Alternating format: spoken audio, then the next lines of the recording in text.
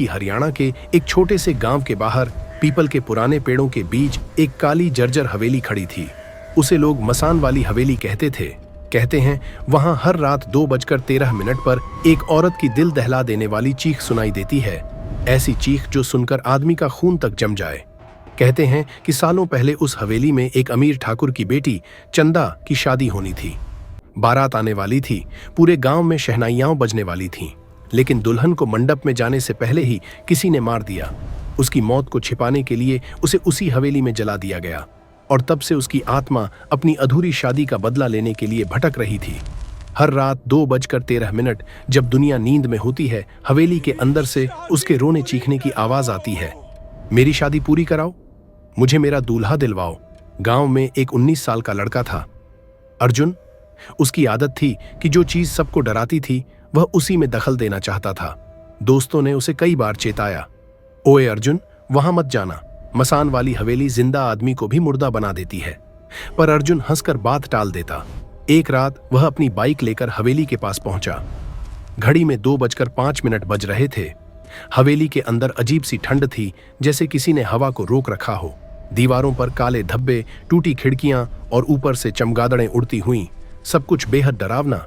अर्जुन ने टॉर्च जलाकर अंदर कदम रखा। जैसे ही घड़ी ने 2:13 बजाए, अचानक हवेली की दीवारें कांपने लगीं। एक तेज जहरीली चीख गूंजी, कोई है, मेरी शादी पूरी कराओ। अर्जुन का दिल धक से रह गया। टॉर्च अपने आप बंद हो गई। उसे लगा कोई उसके पीछे खड़ा है। सांसों की ठंडी हवा उसकी गर्दन को छू रही थी। अचानक पीछे से एक हाथ ने उसके कंधे को पकड़ लिया।